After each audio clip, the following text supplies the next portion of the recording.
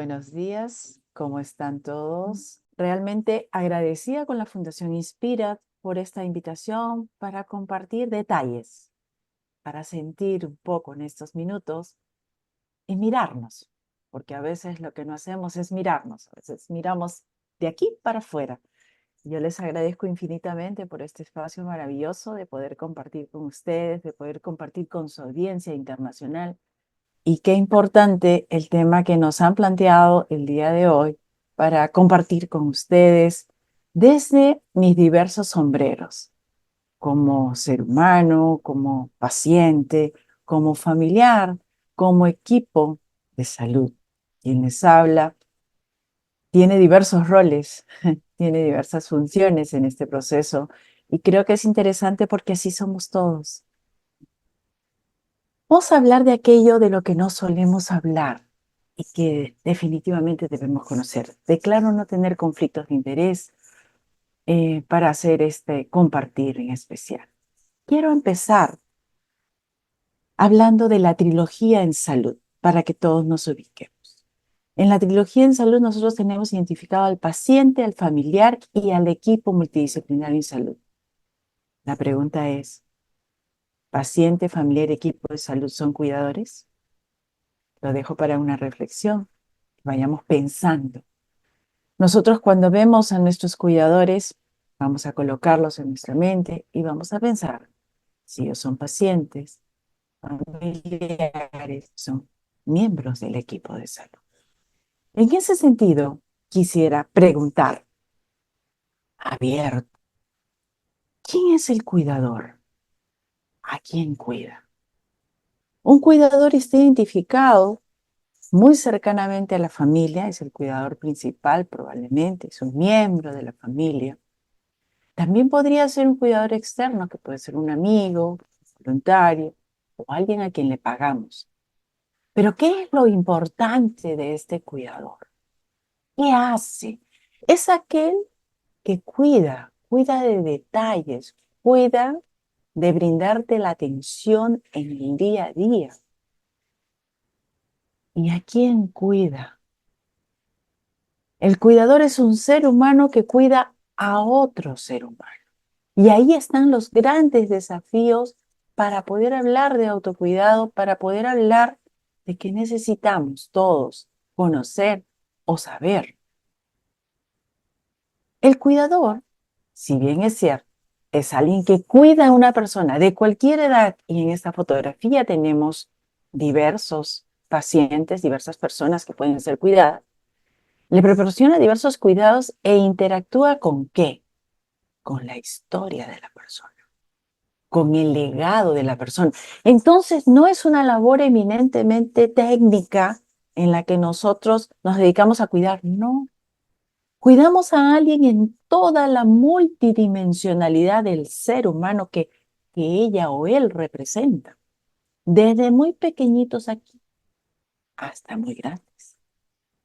Todos tienen un mensaje, todos tienen algo con el cual interactuamos, con quien compartimos y con quien aprendemos. Esta lámina me permite decir que todos aprendemos.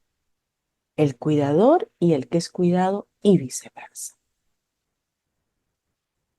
¿Qué aprendemos, desaprendemos y volvemos a aprender cuando hablamos del cuidador? El cuidador muchas veces, dependiendo de a quién tiene al frente, ¿verdad? Se relaciona con alguien, un ser humano que tiene una enfermedad congénita, que tiene una enfermedad rara o huérfana, que tiene una enfermedad discapacitante, que tiene un cáncer, que tiene una enfermedad crónica, que tiene secuelas de accidentes u otras enfermedades, o que está en el proceso normal de vida y que va envejeciendo.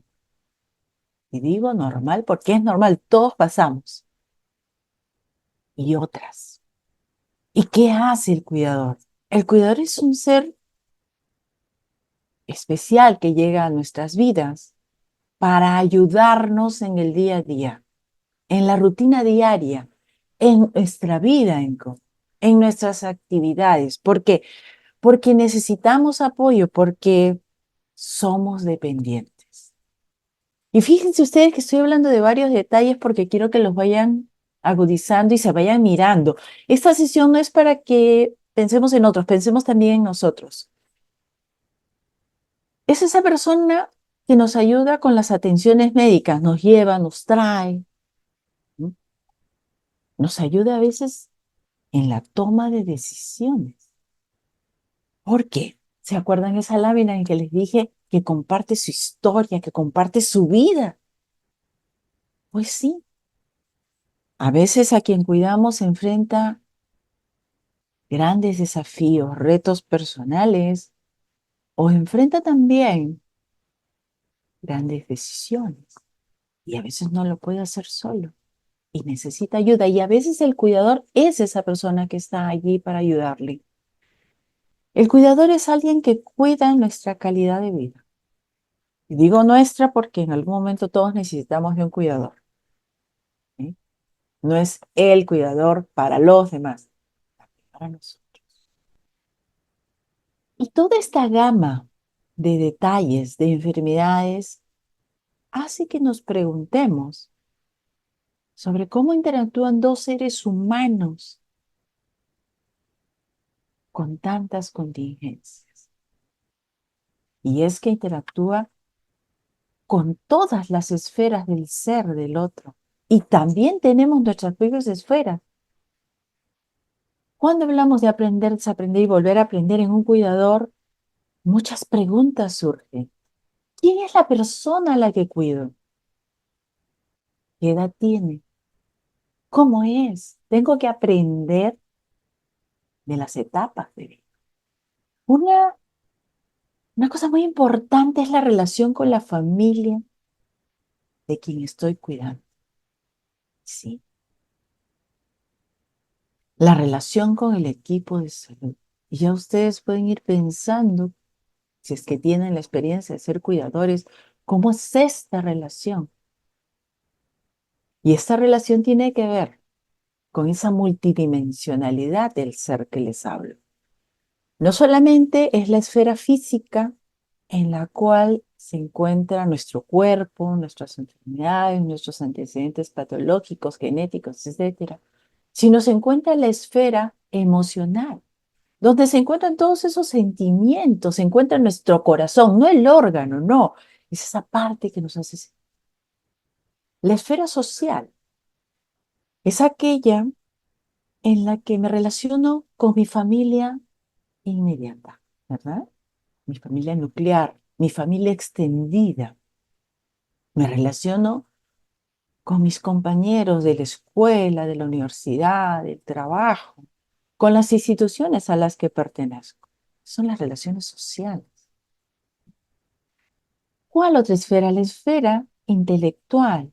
Es esa parte que desde que uno nace hasta que muere adquiere conocimiento, esa sabiduría que se encuentra en esa parte.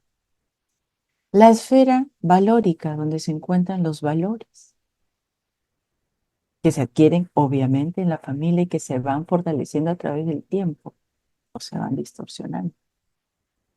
Y la esfera más importante que nos ha enseñado el tiempo de pandemia es la esfera espiritual. ¿Por qué? Porque allí se encuentran detalles que son importantes en el proceso de las relaciones de las personas y en este marco de cuidar y ser cuidado. ¿Qué hay en la esfera espiritual? La fe, la esperanza, la religiosidad, que no es igual religión que fe o que espiritualidad. ¿De acuerdo? ¿Qué más se encuentra allí que es muy importante y que nos somete a grandes preguntas cuando perdemos capacidades, competencias para hacer cosas y alguien nos cuida? El sentido de la vida. Y el sentido de la vida nos invita a pensar en por qué, para qué estoy aquí. Fíjense ustedes todo lo que enfrenta un cuidador. Ajá. No es solamente lo suyo, sino lo del otro. Y en ese sentido, en ese sentido de la vida que nosotros tenemos, depende de nuestra cosmovisión, de la cultura. Por lo tanto, el cuidador también enfrenta gestión de interculturalidad. En esa esfera espiritual se encuentra también la esperanza. Hasta el último segundo tenemos esperanza. ¿Qué preguntas también enfrenta el cuidador, aparte de quién es la persona a la que cuido? ¿Con quién me estoy relacionando? ¿Qué familia tengo al frente? ¿Es una familia unida? ¿Es una familia que no es muy unida? ¿Que tiene otros detalles que tengo que tolerar, entender, aprender? ¿Qué debo saber del proceso de enfermedad de la persona? ¿Qué debo saber de su vida? ¿Cómo es su vida? ¿Qué cuidados debo brindar? Esa es la parte técnica. ¿Cómo tratar a quien está bajo mi cuidado? Con humanización. Una atención empática y compasiva en el marco de la multidimensionalidad del ser, pero que empieza conmigo, no se olviden. Empatía conmigo para poder ser empático con otro. Compasivo que no es pena, no es tengo lástima, no, no, no, no. La compasión, ¿qué es? Es la empatía puesta en acción. Trato de entenderte, trato, no te entiendo totalmente, porque no estoy en tus zapatos, porque no calzo igual, porque mis pies son diferentes a los tuyos. Y entonces, luego de tratar de entenderte, de comprenderte, paso a comprometerme a ayudarte. Y eso es la compasión. Pero ¿qué más? ¿Qué debemos conocer del cuidador o cuidadora? A ver, vamos a poner unos ejemplos como para fluir todos en este momento. Trabajo en un hospital pediátrico y vemos muchos niños con enfermedades raras o huérfanas, muchos niños con cáncer, muchos niños con leucemia. Y estos niños cuando vienen a hospitalizarse, el cuidador principal es su mamá o su papá, generalmente la mamá. ¿Y la mamá qué hace? La mamá se interna con el niño. Se interna con el niño 24/7.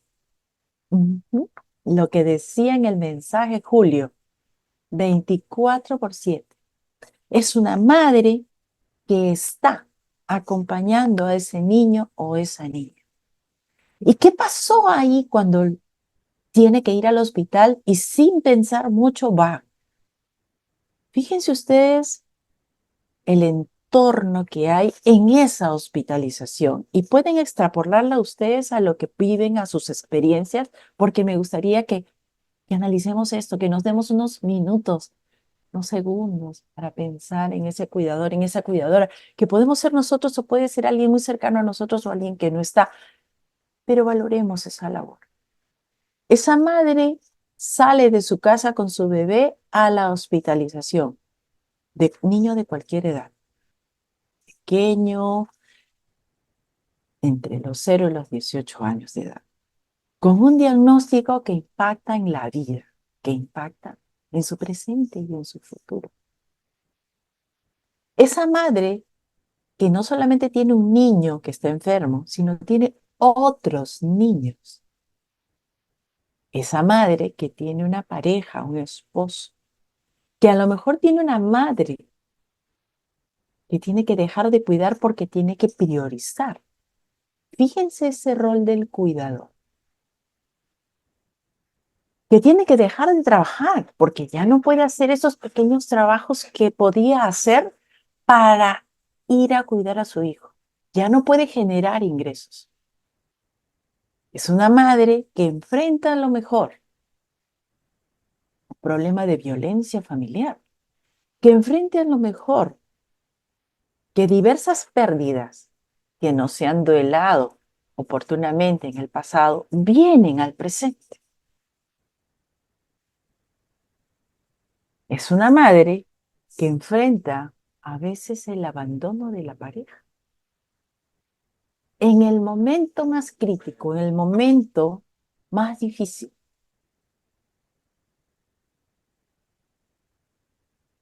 Ese es un caso. Vemos otros casos. personas mayores, que sus hijos tratan de dar lo mejor, de atenderlos lo mejor posible y rompen sus agendas, su día a día, dejan de trabajar, faltan horas al trabajo y qué bien que Julio lo mencionó en esto que viene nuevo de la ley, que tienen que enfrentar detalles familiares como por ejemplo el porqué de la esposa o del esposo, que otros se encarguen. O a lo mejor de 7 u 8 hermanos solamente uno se preocupa. Pero cuando viene el proceso de final de vida, todos opinan. Y durante el proceso de morir, solo había uno. Y aquí me permito hablar de algo que es importante. Es decir, nosotros nacemos, vivimos y empezamos un proceso de morir, que puede ser con el diagnóstico de una enfermedad o que puede ser simplemente que vamos envejeciendo y es la ley de la vida. Entonces, vivimos, empezamos un proceso de morir, llegamos al final, un final de vida que llamamos a los días previos a, y luego viene la muerte. La muerte es un evento de la vida. ¿Y a qué nos invita la muerte? La muerte nos invita a mirar cómo vivimos, a replantear, a valorar la vida. Aprendí a hacerlo un tiempo, que las enfermedades, las contingencias de salud, la muerte misma nos hace replantear nuestra propia vida. Nos hace mirar. Es que a veces corremos a 1000 por hora y no tenemos tiempo de mirarnos, de tocar nuestra historia, de saber en qué estamos, cómo estamos. Tenemos cuidadores pequeños. De esos no hablamos. Pensamos que la familia siempre son los adultos los que nos cuidan. Pues no. Y tenemos historias tan desgarradoras en familias que son los hermanitos de 8, 9, 10, 11, 12 años que son cuidadores con mucho compromiso y responsabilidad, pero ¿saben qué? Con amor incondicional, de ese del bueno, del que existe dentro de nosotros los seres humanos y que permite a su vez esta labor que se exprese la bondad en las personas. Hablamos de ese cuidador, fíjense ustedes, que es un joven, que a lo mejor tiene que trabajar, dejar de estudiar y cuidar, porque le tocó eso. Hablamos de una cuidadora anciana que cuida a su pareja, que está tan enfermo como ella, pero ella prioriza ese cuidado. Y que viven solos y que además tienen que trabajar. Hablamos de ese papá que a lo mejor es abandonado por su pareja. Sí, vemos casos también. No solamente es la mujer es abandonada, también el hombre. Y que asume con responsabilidad la crianza de sus hijos, el cuidado de sus hijos y del paciente, de su niño o niña que está enfermo. Ese es más o menos la figura de un cuidador. Existen muchos matices. Entonces, ¿qué tenemos cuando enfrentamos eso? ¿Cuál es la labor del cuidador o cuidadora? Fíjense ustedes, hablamos de humanización en salud, ¿no? El cuidador o cuidadora cuida a alguien, a un ser humano dependiente que necesita ayuda, que tiene dolor total a veces. ¿Cuándo decimos que tiene dolor total? Cuando le duele todas las esferas del ser, la física, la emocional, la social, la valórica, la intelectual, la espiritual, le duele todo. Expresiones como, me duele el alma, no sé qué me duele, pero me duele hasta el pelo. Expresiones comunes, dolor. Entonces, el cuidador, ¿qué hace? Fíjense ustedes, es una labor increíblemente maravillosa. Cuida a alguien que tiene un sufrimiento, que él o ella es un sufrimiento. Y ahora lo vamos a ver. No es que tiene, no es que venga, es que es. Entonces el cuidador lo que ve y labora todo el tiempo es con el sufrimiento, porque labora con el ser humano, porque tiene que aprender. Y eso sí, porque no es fácil y a veces no valoramos esa labor del cuidador. Tiene que aprender a convivir con el sufrimiento, con el dolor, con las lágrimas de quien acompaña. Y entonces nos preguntamos, ¿y el cuidador llora? ¿Y el cuidador tiene espacio para expresar? ¿Y el cuidador también a veces no se sentirá como esta persona aquí? ¿Se dan cuenta? No vamos a hablar de la función que hace, hablemos de aquello de lo que no habla. Entonces, el cuidador enfrenta, todos los que tenemos un pequeño sombrerito de cuidador, o mediano o grande, enfrentamos el dolor, enfrentamos las pérdidas. Les comentaba cómo era el entorno de algunos de los cuidadores, y ellos asumen diversas pérdidas. La principal de un cuidador es probablemente que se le quiebra su agenda diaria común y silvestre, su vida cotidiana, que luego tiene problemas en su trabajo, porque tiene que faltar, porque tiene que llegar tarde, que luego tiene a lo mejor pérdidas económicas. ¿Por qué? Porque no siempre el cuidador principal puede encargarse de cuidar a alguien. Si es cabeza de familia, va a tener que pedir ayuda. Y a veces, si no la tiene dentro de la familia, tiene que contratar el servicio. Y luego no acaba ahí. Hay un gasto por el tema salud, por la propia enfermedad, a lo mejor por los medicamentos. Estas pérdidas me generan una reacción. Esa reacción está en la esfera emocional y eso es la expresión del sufrimiento. Entonces, las personas no es que tengan un sufrimiento, es que son sufrimiento. Tienen una pérdida, un duelo y expresan. Ellas son sufrimiento a través de sus emociones, sus sentimientos. Estas pérdidas y este sufrimiento nos debe invitar a hacer un duelo, que es un proceso de transformación con la pérdida, con el dolor,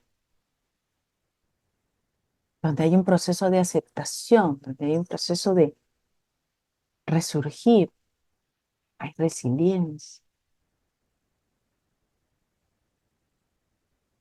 Y fíjense ustedes que el dolor, la pérdida, los duelos, las emociones, los sentimientos, este sufrimiento, se da a lo largo de la vida, todo el proceso de vida, pero fundamentalmente donde hay más impacto es precisamente en el proceso de morir y en la muerte misma, en los días previos hay mucho sufrimiento.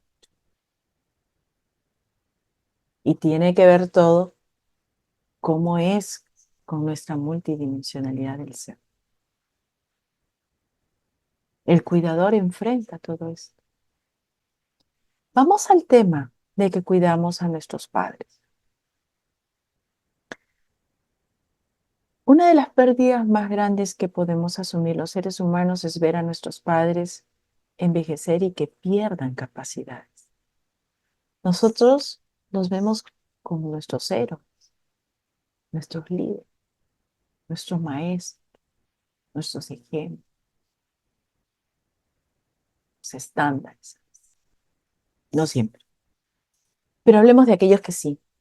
Entonces, cuando los vemos perder sus funciones, sus capacidades, sus facultades, El cuidador siente la pérdida, tiene una pérdida, pasa por un duelo. Tenemos sentimientos.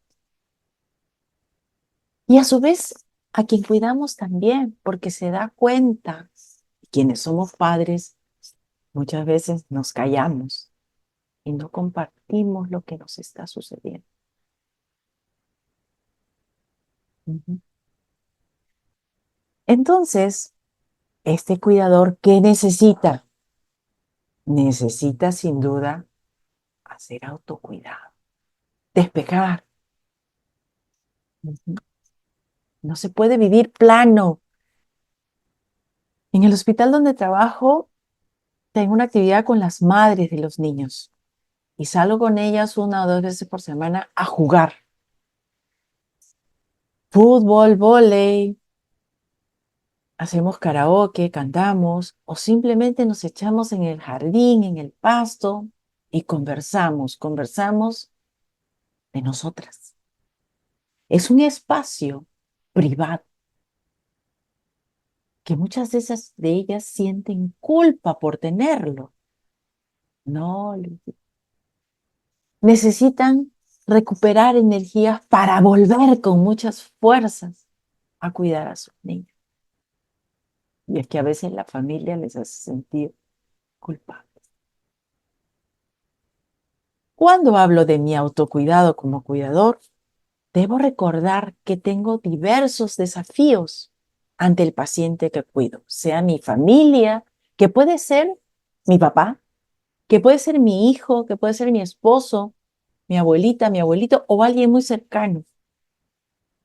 Y que debo tener estrategias y recursos para cuidar. Conocimiento, obviamente, informarme de la labor a realizar, hasta dónde sé, hasta dónde puedo ayudar, qué cosas no sé y decir, no sé, enséñame. Ujú. Requiero apoyo de la familia o grupos, porque no se puede 24/7. Sí, es una labor intensa, pero necesito respiros, necesito descansar, necesito aire fresco, necesito mirar. Entonces el cuidador tiene que organizarse. Fíjense ustedes, de lo suyo que tenía, tengo que organizarme en este nuevo contexto. Debo organizar el cuidado en la casa y si alguien va a venir externo o si yo voy a llevar a mi familiar a cuidarse a otro lugar, que pueden ser los jardines de la sabiduría, por ejemplo, los jardines de los niños o algún grupo o algún lugar donde pueda ir con un paciente. ¿Qué debo cuidar? Tarea para todos. Mis estilos de vida saludables. Alimentación. Comer bien a mis horas. 3 comidas. No significa muchas calorías, significa las calorías que necesito. ¿De acuerdo? Mi estado físico, hacer ejercicio, pausas activas, hacer un alto cada cierto tiempo, meditar a lo mejor, hacer un poquito de ejercicio, tener pensamientos positivos, traer pensamientos positivos, tener una actitud positiva frente a la labor que estoy haciendo, darme cuenta hasta dónde puedo y cuándo necesito ayuda, controlar los factores de riesgo.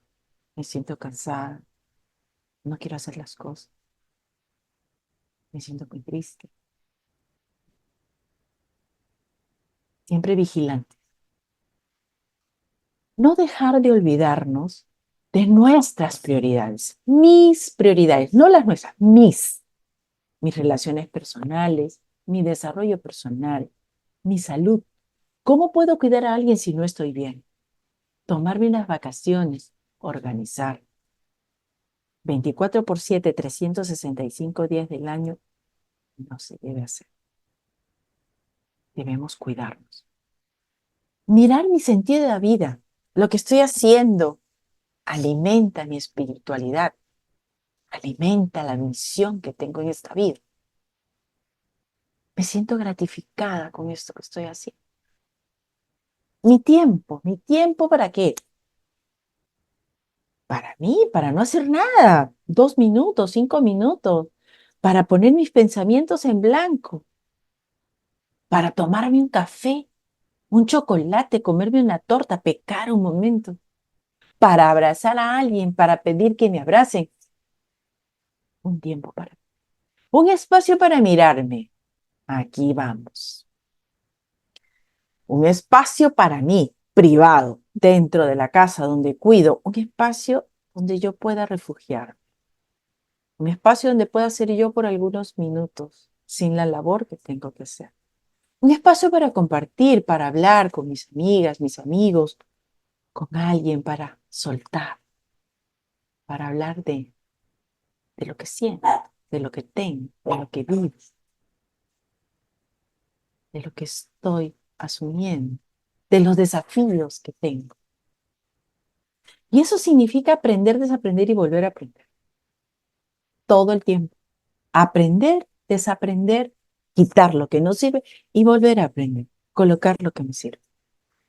¿Cómo me cuido? Les voy a contar por experiencia personal cómo me cuido. Ustedes anotarán, a ver, pueden anotar en el chat qué, qué hacen ustedes para cuidarse.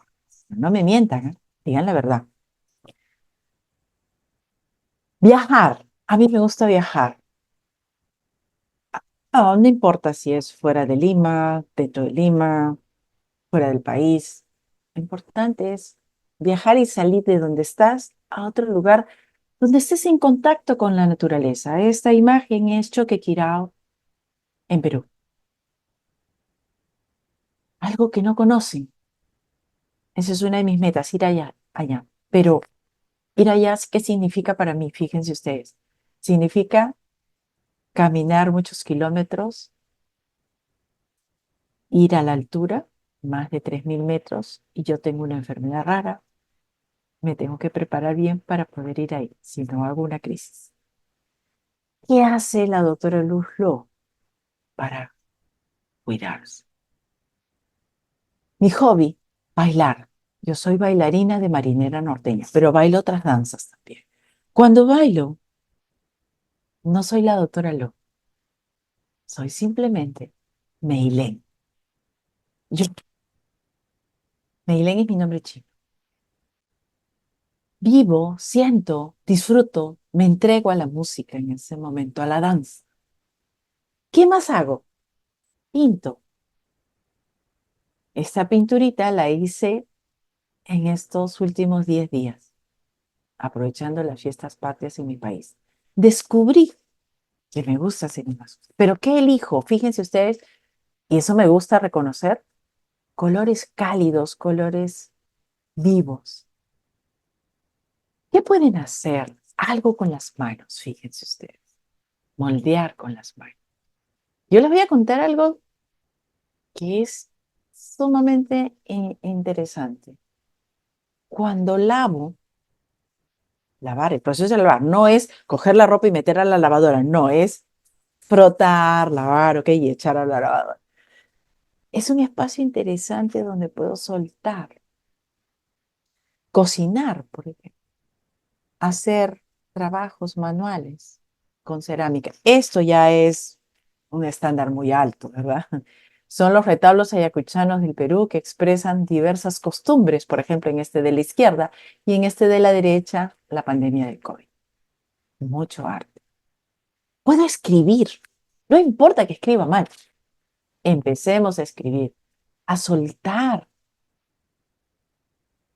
a, a poner nuestras emociones. Por ejemplo, en estos segundos, escríbame cómo se siente. Una sola palabra, una sola palabra.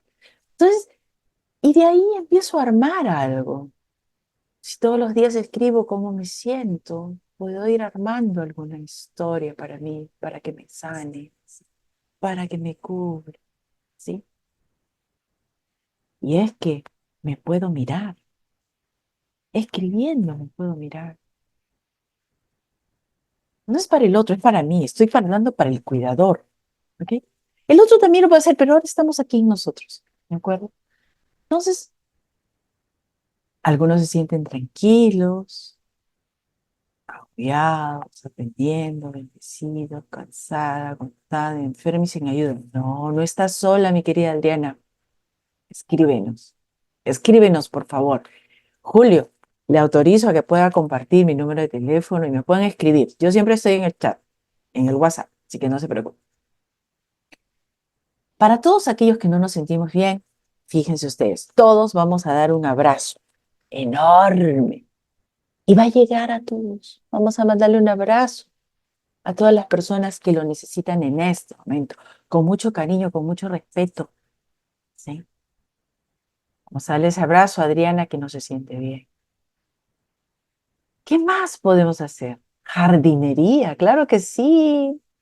Yo le voy a contar que en febrero murió mi mascota con un cáncer de cerebro y fue difícil. Entonces, algo que me ha ayudado en este duelo, en el proceso de cuidarme ante el dolor de la pérdida de mi hija de 4 patas, porque la crié desde que era así, 10 años, fue hacerle un jardín y está realmente hermoso, maravilloso. Escojan algo siempre que los ayude en el proceso. Fíjense ustedes acá, la pintura muy fina. Acá hay pintura con las manos, solamente con las témperas o con pintura en manos, hacer lo que queramos con las manos. Las manos ayudan mucho. Esta otra pintura mucho más elaborada, pero van descubriéndose a sí mismos. ¿Ok? Se descubren. Y los invito a mirar su misión en esta tierra. ¿Por qué están aquí? ¿Para qué están aquí? Y a valorar su historia, esa historia maravillosa que ustedes tienen. En salud siempre hacemos curar cuando podemos, cuidar siempre y acompañar siempre. ¿Qué hace el cuidador? Cuidar y acompañar. ¿Y cómo lo hace? Lo hace con respeto, con humildad, con empatía, con compasión, con amor incondicional los buenos cuidadores, sin juicios y siempre mirando la espiritualidad, donde dijimos que estaba la fe, la esperanza, la religión. ¿Qué más estaba? El amor incondicional. ¿Y qué más estaba? El sentido de la vida, el por qué estamos aquí. ¿Y cuáles son nuestros instrumentos como cuidadores? Fíjense, nosotros valemos oro.